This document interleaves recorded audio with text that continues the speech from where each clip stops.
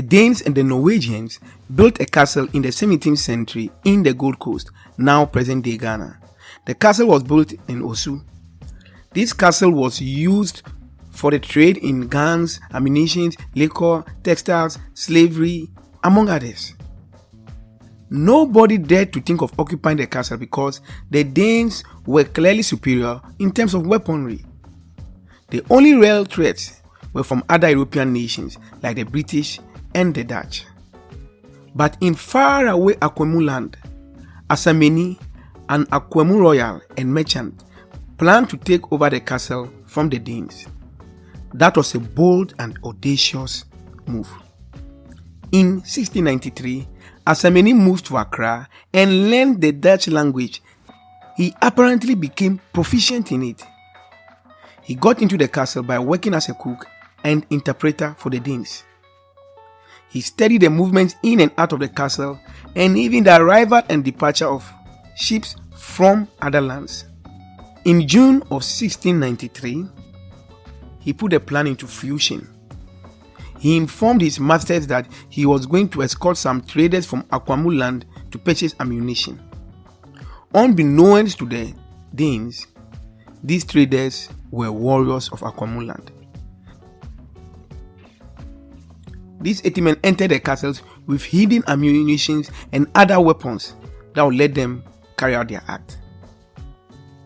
Since they were there for trade, the Danes allowed them to test the guns before purchase.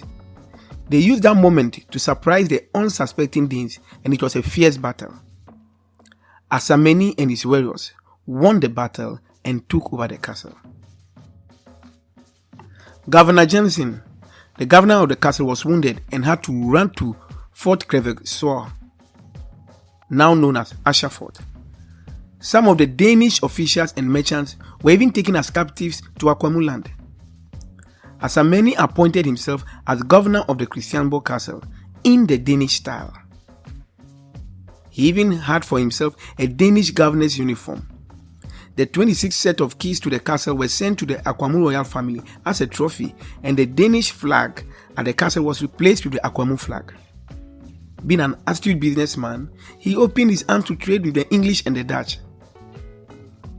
He invited their captains to the castle and entertained them while discussing business. Cannons were even shot in honor of these visitors. Asameni and his charges were in the castle for more than a year. They left after a deal was struck with the Danes. The Danes paid 50 marks of gold to have their castle back. The captives that were sent to Akwemu land were also handed over to them.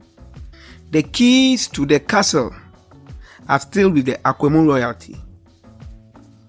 And there's a bronze statue erected in honor of Asameni for his exploits in capturing the Christianborg castle from the Danes. This is one of the most fascinating tales in history. Thank you very much for watching, and remember to like, subscribe, and comment.